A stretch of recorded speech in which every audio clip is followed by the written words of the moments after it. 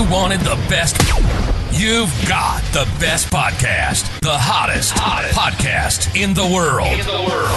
The Chris Voss Show, the preeminent podcast with guests so smart you may experience serious brain bleed. The CEOs, authors, thought leaders, visionaries, and motivators.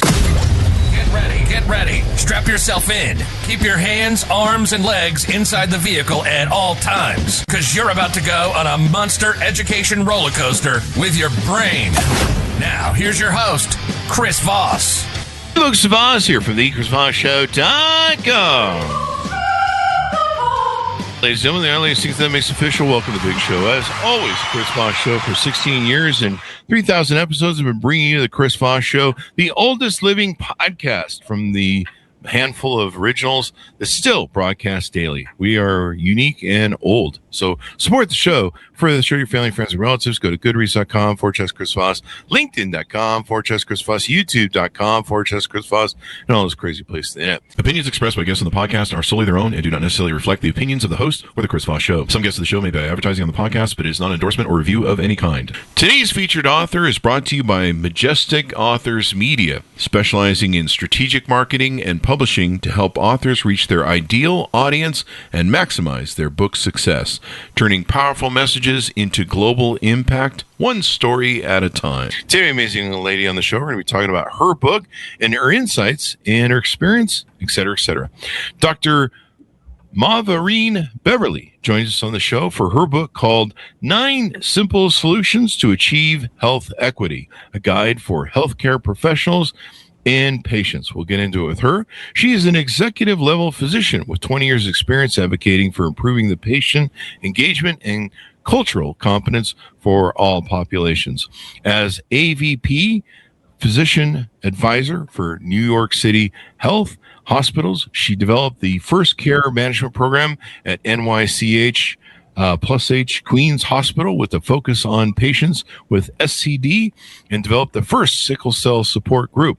She sponsored the first conference on improving the health of elderly Black population. As Deputy Executive Director of Kings County Hospital, her team decreased congestive heart failure readmission from 30% to 18% in less than 2 years. Welcome to the show. How are you, Dr. Beverley? I am great. I am so honored to be invited to be on your show, Chris. Thank you. Well, we're honored to have you. It's a privilege.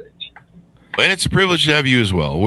We definitely love our authors. So give us .coms. Where can people find you on the interwebs? On LinkedIn is where I'm mostly on LinkedIn. Okay. But that's 90% of the time. That's where I am. Okay. Now and then on Facebook. But and then, do you have a website? Yes, I do. It's drbeverleymd.com. I'm sorry, drbeverley.com. drbeverley.com. There'll be a link for it in the Chris Voss Show. And then give us a 30,000 overview. What's inside your new book? So, the overview of my book, 9 Simple Solutions to Achieve Health Equity, is intended to educate all healthcare professionals, practitioners, and patients. It is important to understand a patient is more than just an individual with a disease condition. The individual who happens to be a patient may also be a mother, a father, a grandparent, a devoted church member, a minister, a teacher. And so what I'm looking to accomplish, what I've in terms of implementing the various steps that I've developed, is to not lump everybody who as patients, because then you will leave out who the actual individual is. So if we don't know the individual who happens to be a patient and we lump everybody as patient, then it could affect health outcome. And a quote in my book from Hippocrates, it's better to know the individual who has the disease than the disease who has the individual. He knew that thousands of years ago, and we are just learning that now. That's an important lesson to learn, right? Yes. Yeah, you gotta be able to get it all right there. And this is your very first book that you've put out. Tell us about what prompted you to write it. So, what inspired me to write the book is when I was Associate Executive Director, I was honored to accept that position at New York City Health and Hospital Queens Health Network, which is in part of 2 hospitals affiliated with New York City Health and Hospital is the largest public health system in the country. I was honored to accept the position that was offered to me by Dr. Ann Sullivan, who was then Senior VP of Elmhurst and Queens Hospital. Elmhurst had a large Asian, Hispanic, and a growing Russian population at the time. Queens had a large Black population, and interesting, the second largest population there were Caribbean patients from Guyana, and both of those patients were Indians. And what inspired me is after developing the care management program, and Dr. Sullivan at the time, she was ahead of her curve because nobody else was talking about care management. And I just want to share that she has acknowledged my book on the back cover, and she is now New York State she's now New York State Commissioner of Mental Health. And so it's with the program that I developed, the care management program, where the patient and interaction with physicians and patient was an integral part of the process. And speaking to over 1,000 patients, I developed the care management program. And that's what inspired me to write my book after speaking to over 1,000 patients. And when I transitioned from associate executive director to deputy executive director at Kings County, which is what I call the merging of the African diaspora, the processes that I developed at Queens Health Network, I implemented at Kings County, and we were able to decrease readmission in heart failure from 30% to 18.7 in just about 2 years. Oh, wow. That's pretty wild. Yes, and at Queens Health Network, developed the first sickle cell support group.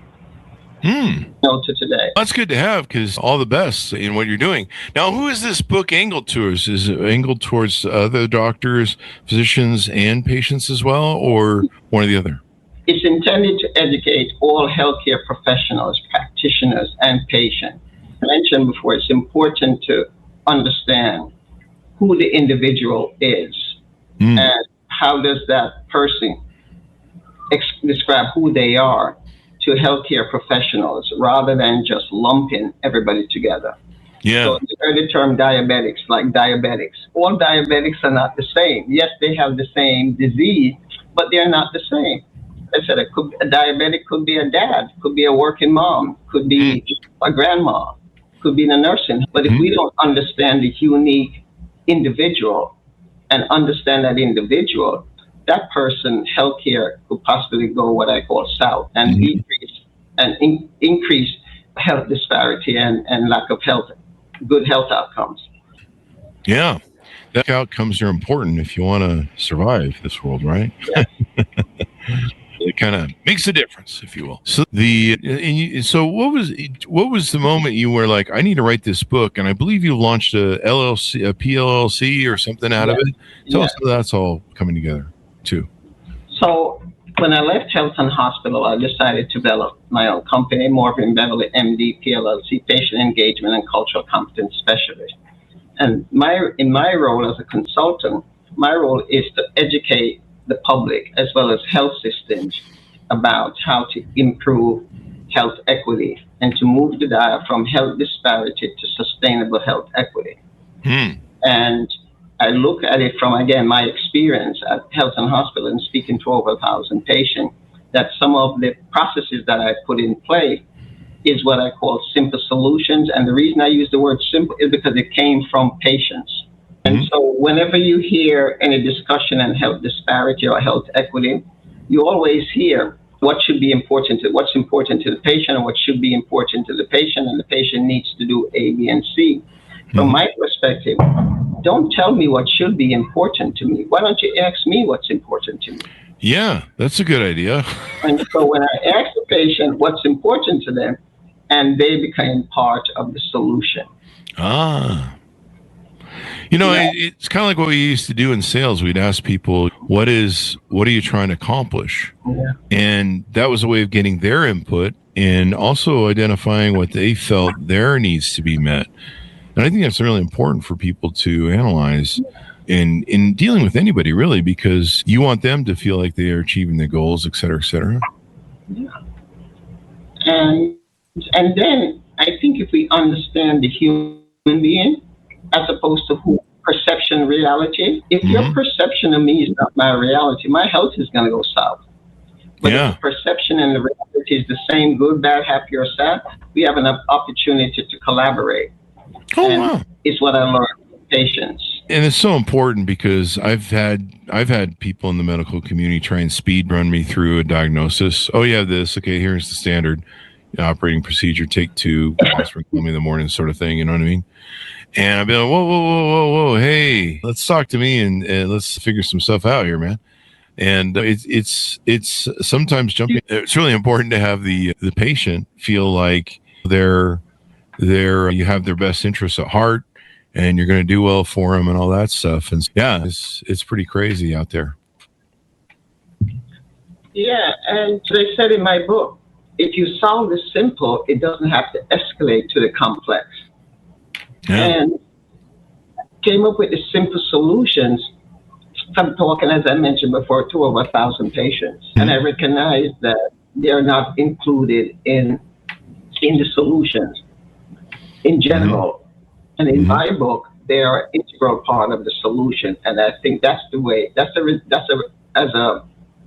that's the reason why the successes that I was able to achieve came from the patients, from the sickle cell community to the heart failure community, concepts, the bridge team, and the various aspects. But it's really, I was really touched at some of the patient stories, and that caused to develop various processes. Now, how does this play into your company and business? What do you do? How do you work with people in your? I guess you have a side practice or private practice that you do with your company. How does that work? Yeah, I'm not in private practice anymore. Oh, okay. Okay. I do training at different institutions. So I've done training at American Hospital Association. I've done it in hospital up in Rome, New York. I've done it at NAACP chapters. I've done it on Movement is Life event in Georgia last year. So I've done presentations in various institutions, and I also have done presentations in church. Church is one of the focus in my book is the elderly Black population. It's interesting, what's really humbling, and that's what I'm saying. I learn things every time I speak to patients and individuals, human beings. So I would ask the question, and when I ask the question in hospital, what is the similarity between a homeless person and a millionaire? And the only answer I've always got is that the only thing I could think about is that they're both men. I said it could be both women too, but that's another story. And I said, what is the similarity? And when I asked the church, what is the similarity between a homeless person and an individual and a millionaire? You know what they said? Everybody raised their hand quickly. They're both human beings. Ah, that doesn't sound like our capitalist system at all. Yeah, it was just touching and emotional for me. So if health systems could recognize that the bulk of us taking care of patients never laid in a hospital bed, and those that do are women delivering life, and in certain cases, patients are trying to prevent that. Ah. Now, you have a podcast, too, as well. Tell us about that and what you talk about on there and the guests you have. Yeah, I did 2 podcasts 2 years ago, and one was with Grant McGough, and it was on the topic of my book. That's when I just started thinking about writing the book. The book wasn't published at the time. The concepts what I discussed. Oh, okay. So the concepts and all that.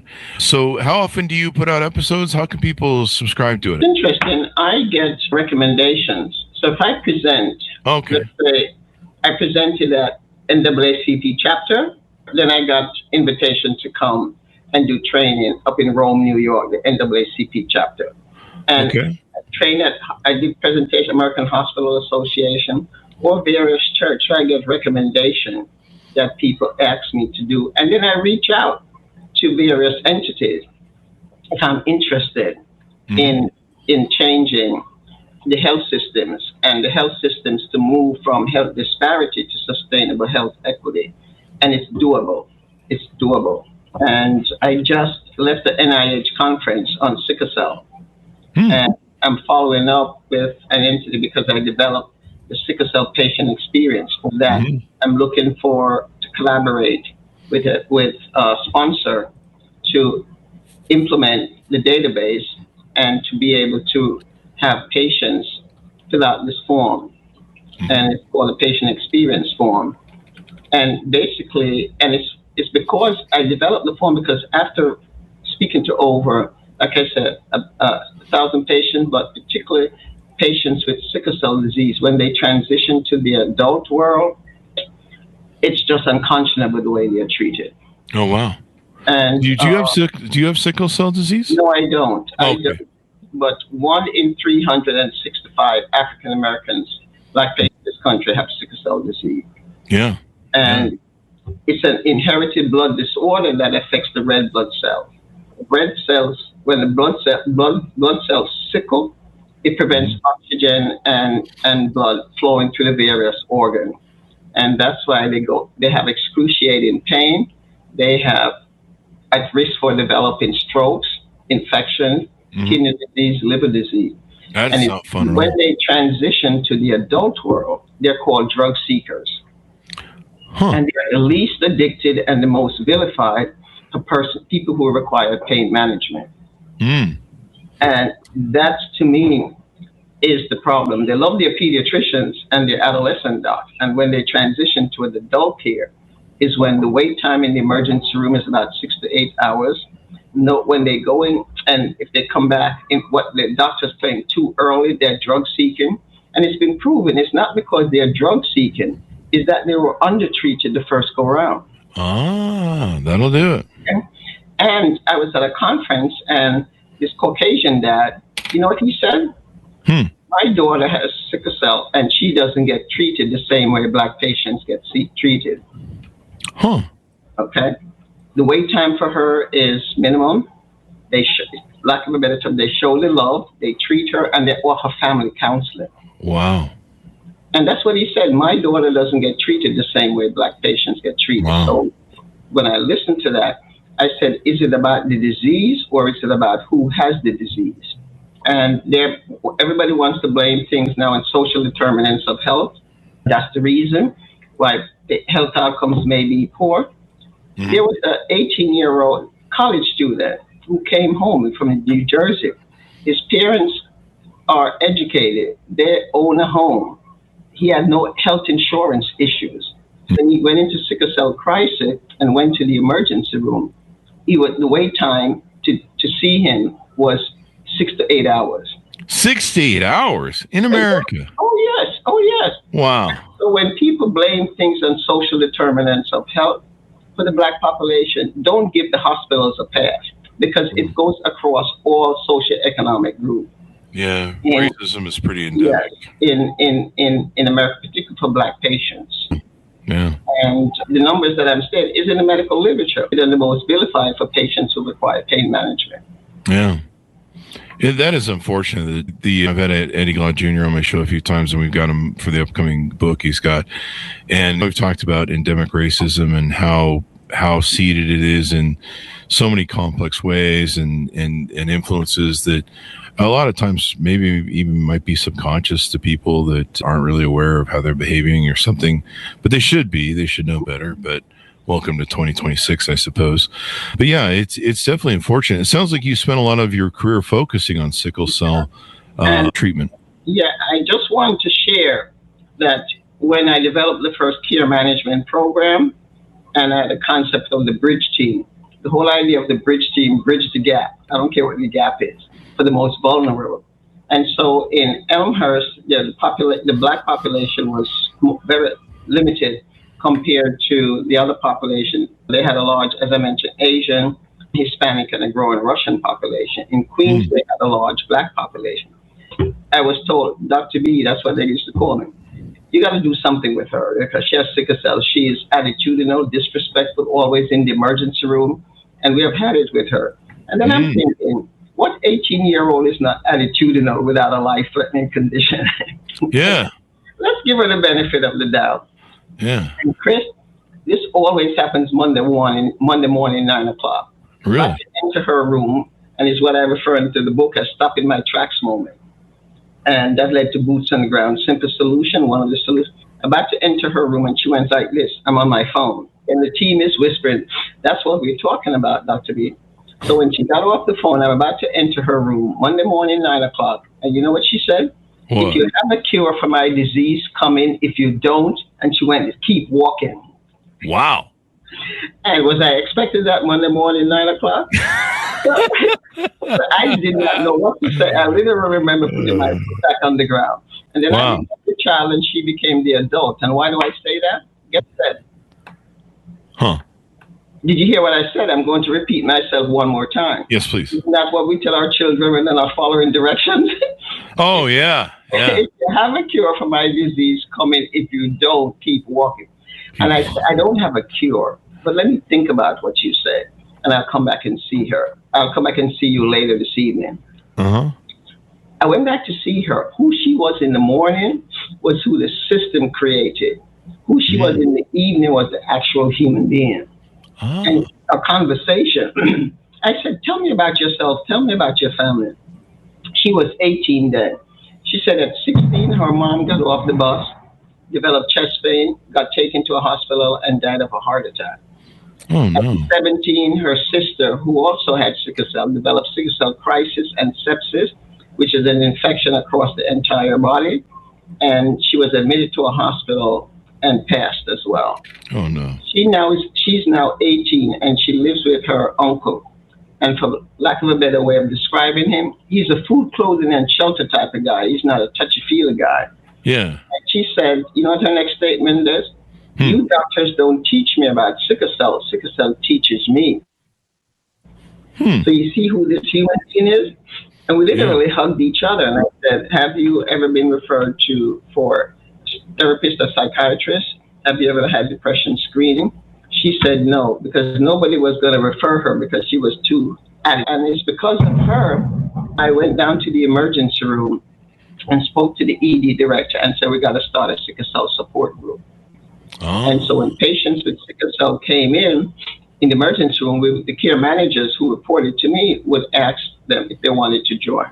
And we ended up with about 13 or 15 patients, and we had it on Monday. Lunchtime, we provided lunch, and it was an hour before hematology. And there was a therapist on the team. So this notion that Black patients or Black people don't want mental health, they don't want it because it's not offered. When you offer it, nobody objected to the therapist being on the team. Uh-huh. And I heard the word hate multiple times. I hate my mom. And it was unscripted. I said, oh my God, how do you hate your mom? She said, oh, I don't hate her now. She loved me over the moon. But I never understood when I was younger, she sided with the doctors to keep me in so much pain. Why didn't they just let me die? Oh, wow. And these are patient stories that nobody talks about, the human being. And the other words, I hate my brother hates me. Why does your brother hate you? Because I suck up all the oxygen in the room. She has sickle cell, he does not. So he was he was on a basketball team. The team never went anywhere. All of a sudden now the team made it to, let's say today, the semifinals. The finals is tomorrow. Mom and dad and her were going to go to the game to support her brother. She developed sickle cell crisis 1 a.m. in the morning, and they had to take her to the hospital, and he had to go to the game by himself. Oh. And that's when I realized that family counseling is not offered. For patients. Probably family counseling is probably really important. And the last thing I'm going to... Oh, absolutely. And that's when I said a Caucasian dad says his daughter gets they have family counseling offered. Yeah. It should be a part of the treatment process for any individual with a chronic condition, and they need to have family counseling. And then the last thing, when a patient said, I have the 50% chance when I go to a hospital, someone will be nice to me. And the good news is that hearing and participating in the sickle cell and creating a sickle cell support group, which is still operational to today, it changed the culture of how patients at Queens are treated. When patients come to the emergency, there's an observation unit that they could go to. There's a sickle cell support group, and it's changed the whole dynamic. You know? Wow. That's pretty wild. It definitely seems like there needs to be more support, and it seems like a lot of racial stuff is still in the system and all that stuff. You developed the concept of bridge teams during your work at NYC Health Hospitals, Right. And what is a bridge team, and how does it change the way care is delivered? So the bridge team is to bridge the gap. Whatever the gap is, the bridge team is responsible to try to bridge whatever the gap is in terms of patient health outcomes and also communicating with doctors and patients. And in the bridge team concept was what I mentioned on the patient with sickle cell, because it's the bridge team that came together to bridge the gap about how this person should be viewed and treated. And the bridge team looked at the concept of, from my perspective, the perception versus reality. If the perception of me is not my reality, my health is going to go south. As I mentioned, if the perception and the reality is the same, good, bad, happy, or sad, we have an opportunity to collaborate. And I'm honored to mention that, from my understanding, the bridge team is still operational to today. And now they've added a pharmacist to the team at Elmhurst. There you go. The concept is to bridge the gap. We had a little extra time to speak to the patient and got to understand the human being that's in the hospital beds. What are the needs? What is the concerns? And so we were able to share that with the clinical team as well. This is something that needs to take and happen. It's really important that some of these things are changes and stuff like that. So, yeah, I think it's really good what goes on there and stuff. The fun is fun. What else do we need to know about what you're doing there and how you're doing it? Yeah, so I think when I transitioned from being associate executive director at Elmhurst and Queens, I was offered the position as deputy executive director at Kings County, which is in Brooklyn, New York. And the reason I decided to accept the position is that they wanted to decrease 30-day readmission for heart failure. The Medicare came out and said, CMS came out and said, if the patient is readmitted in 30 days, they would only pay for one admission. Whereas prior to that, they would pay for 2, 4, 6, 8, 10. And I was interested in the population because it's what I call the merging of the African diaspora. And it's a large Caribbean, large African American, and the Spanish population was interested, not from Guyana, not from Puerto Rico or Dominican Republic. They were from Panama. And under colonial rule, the British sent the English-speaking population to Panama to do what? Build the canal. So they have English and Spanish names. Ronaldo, Austin, Antonio, Martin, and they look like me, and their primary language was English. And the language that we needed to be translated was Haitian Creole, because the top Caribbean islands were from Jamaica, Trinidad, Haiti, and Guyana. And when I researched the African American population, 95% of the African American population came from South Carolina originally. Oh, wow. And so I had to do the research. And it's after the Emancipation Proclamation, when blacks had their first representation in Congress, their communities started to thrive. They built schools, churches, businesses, and over the period of time, the plantation owner property went south because no one was picking the cotton. And over the course of time, the Ku Klux Klan came in and burned the whole place down, and they came up the coastline to New York. So I don't know if I mentioned, it's what I now refer to as the look-alike syndrome. So we need to know, because we look alike and we may be from similar locations or different locations. If I don't understand where you're from and who you are, then that, if I assume who you are and what culture you're involved in and what your nationality is and what your belief system is, then that person's health could go south. So my team had to ask the patient, because it was, I call the merging of the African diaspora. If I'm repeating myself, let me know, and it came from asking the patient when the patient was in the bed and the nurse said, oh, he was Indian. Oh, you're from India. Where in India you're from? And he got upset. I'm not from India. I'm Guyanese. I'm Caribbean. Yeah. When I do presentations, I call it the look-alike syndrome. I say, go to the British person, the Irish, and see how far you get. Go tell a Chinese they're Japanese. Go tell an Indian they're Pakistan. Go tell a Puerto Rican they're Mexican. Go to the Nigerian they're Ghanaian. Go to the Jamaican they're Trinidadian. Most important people, listen to me careful. Don't you ever do that. Go tell a New Yorker they're from New Jersey. So we had to ask, because it was the merging of the African diaspora, where are you from? And that's when I realized, when I mentioned about the history of African Americans, that's when I got to understand and recognize the culture. And went to see a patient, and my team had to ask, where are you from? So we asked the patient, where are you from? She said, South Carolina. She was 80. And I'm thinking, I put on my clinical hat, and I'm thinking, is she visiting New York for maybe a family event, or does she live here? Because the transition of care may be different. And before I could ask that question, Chris, guess what she said? Monday morning, 9 o'clock.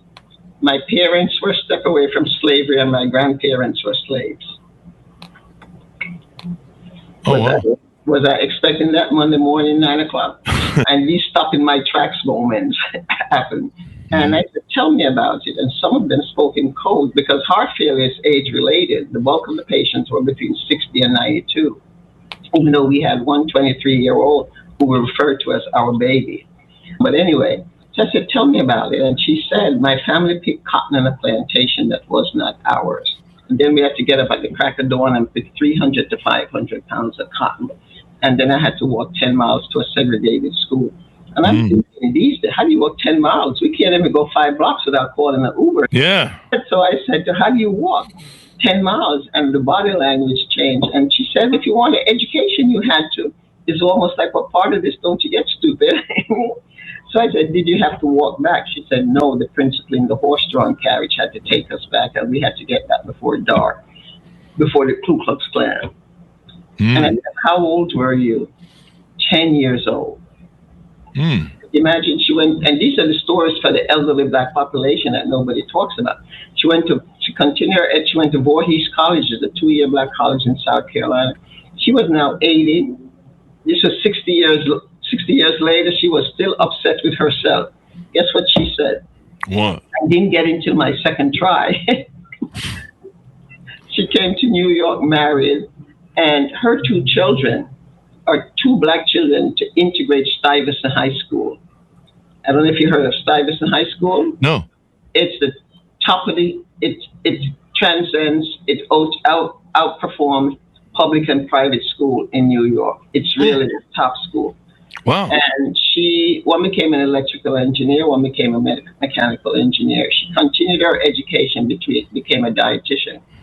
And I said to her, do you mind me asking, when did you retire? She said, in 2000. I said, do you mind me asking how much she made? She said, $200 a week, and others made more. Read between the lines. Wow.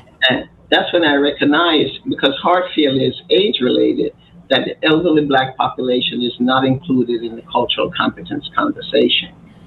And I wrote in my book, cultural competence has to apply to American-born physicians to foreign-born patients, but also foreign-born physicians to American-born patients, and American-born physicians to American-born patients who are different than themselves.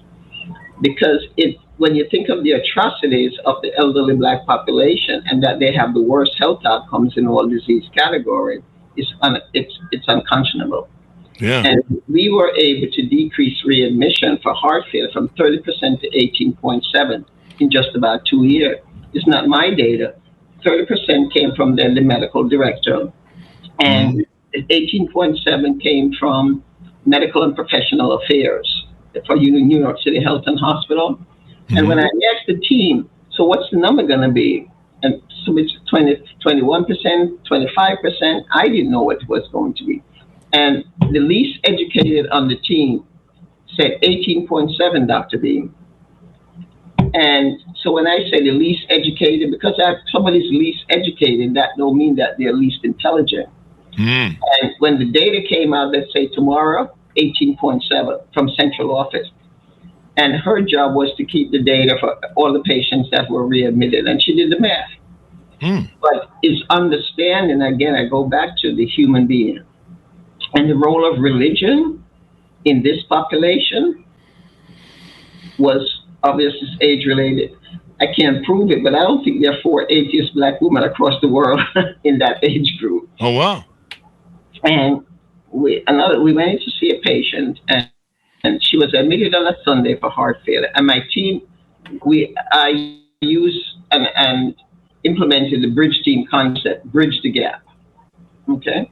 So I went in to see her, and she was admitted on, let's say, Sunday. Monday, she was doing better. Tuesday, she stopped eating. Wednesday, she stopped eating. One of the nurses, not my team, went to her and started to chastise her and said, I don't understand why your health is not important to you. You may not be here much longer. You have to participate in your care. You have to take your medications and participate. And so I tell my team, again, don't tell the person and lecture the person what should be important to them.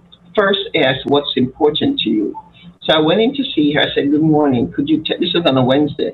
Could you tell me what's important to you? And you know what she said in a soft voice? The fact that I will not be going to church on Sunday. She felt guilty of not pleasing God. Oh. So I said, yes, we have to do the depression screening. We have to do the psychoanalysis. But that's not going to help. Find out what church she goes to. And let me speak to the minister. I spoke to the minister. He came in and prayed with her and said, even if you are not discharged on Sunday, I will come back and pray with you. She was a different woman, and she participated in her care. And these are some of the stories in my book that don't tell patient what should be important. First, ask me what's important to me. And that's how we were able to understand the human being in the bed and not just see that person as a patient. That's important, man. That really is. It's important. So as we go out, give people a final pitch out to order up your book, and they can invite you to speak as well, or come on your podcast, et cetera, et cetera. Let us give people your final pitch out on that. Yes, I'm sorry. Could you repeat that again? Give people your final pitch out as we go out to order up your book and reach out to you on your website and stuff. Yes. So my book is available on Amazon. And I must add now that it was #1 in the new release category back in 2024. And it's now the #1 bestseller in international bestseller. Ah. And it's available on Amazon. Yeah. And if anybody wants to have a conversation with me, engage with me, and want me to do a presentation to whatever institution, I'm honored and happy to discuss that conversation, to have that conversation. All right. Sounds good then. Thank you very much for coming to the show. We really appreciate it, Doc. Thank you. And it's really an honor to be on your show. It was an honor to have you as well. Yes. Is it okay to give one more story, or it's too late? Go ahead. If you have one more story, let's squeeze it in. So this one of the simple solutions is the why question. So we don't know why John Brown didn't take his medication, but we're going to refill the same prescription he didn't take, and don't ask why. And it's not in health disparity. Negativity in the medical records has been proven to be against black patients, particularly black males. And here's the example. 60-year-old African-American male recently diagnosed with congestive heart failure, returns 2 weeks later, heart failure decompensated due to non-compliance. And so when he goes up to the unit, I don't care what hospital, you think anybody's going to care about him? And so one of the nurses down the hall said, so he just got diagnosed with a life-threatening condition and don't follow directions. I got other things to do. And so when I do presentations, I give the story, and I said, why doesn't he take his medication? The first thing, because it's Brooklyn, Kings can't afford it. Don't care about his health or side effects, or wants to go herbal. And I said, what if I told you that if your impression, again, I'm repeating it, but I think it's so important, of that individual is not the reality, and the perception of that individual is not the reality, that person's health is going to go south. So my team had to ask why. So if I don't know why you didn't do something, how am I going to help you? So we said, when we asked why, and I said, and I tell people when I present, I hope everybody's sitting down when you hear his answer. Why didn't you take the medication? I can't take the water pill, because the water pill flushes fluid out the body so the heart can pump better, and it makes you urinate a lot. Why can't you take the water pill? Because I drive the number 7 train. It can't say, oh, the train is delayed because the driver got to find a bathroom. Oh, yeah. Systems could change. The same cardiologist who was ignoring him said, when is your shift? 11 p.m. to 11 a.m. What do you do when you get home? I do some chores, I take some medication, but if I'm going to my shift, I don't take the water pill. He said, okay, take the water pill when you go home. Be aware it may wake you up during the day, but by the time you get to your shift, you'll have less of a reason to urinate. But to the degree that you do, we're going to give you a cubicle so you could use in a private space when the train stops. Oh, wow. The patient said, if I knew I had to choose between peeing and breathing, I would have chosen breathing. He saved this black man's life so he didn't have to choose between his job, his life, and his health. Yeah. By a simple why question. Yeah, and some of these things really help people, sometimes we all can't see through maybe what we think the rules are, and the rules are something different. We need help sometimes seeing outside the box, as it were. And as a result of that, saving this man's life, I'm doing research with Mauvareen Medical College and negativity in the medical records and mortality. When you don't X, Y, and when you do X, Y, and it's a work in progress right now. Thank you very much for coming on the show, Dr. Beverley. We really appreciate it. Thank you. Thank you. On your show. It was wonderful to have you as well. And folks, order up her book wherever fine books are sold. It's called 9 Simple Solutions to Achieve Health Equity, a guide for healthcare professionals and patients. And you can check that out as well. Any future books coming out, Dr. Beverley? No, this is not now, no. Okay. I am really committed to getting my book out and instructions to patients. And one of the things I will say to people who are listening, if you go to a hospital and you're in the bed or you're hospitalized and someone said, did you take your medication or did you follow direction? And you say no. If you don't hear the why question, wait a couple of seconds and say, do you want to know why I didn't do it? And please don't write non-compliant in my medical records without asking me why, because it could affect my health outcomes. Thank you. Could you imagine if patients starting to do that? Oh, wow. That would be nice. That would be nice to have people more curious instead of just ramming you through the system. And as I said, if it's on Amazon, as I said, it's available now, so the paperback. So I would really love for people to purchase the book. And also in the third pages from the last 3 pages in the back, there's all my information there of how someone could contact me. My phone number, my email address, my website. And again, it's been an honor. And if people want to reach out to me, it's mbeverley, Beverley, M like in Mary, D like in David, @gmail.com. My email address, and I will definitely be in contact with return. All right. The conversation could continue based on what patients are emailing me about. All right. Sounds good then. Thank you very much for coming on. We really appreciate it.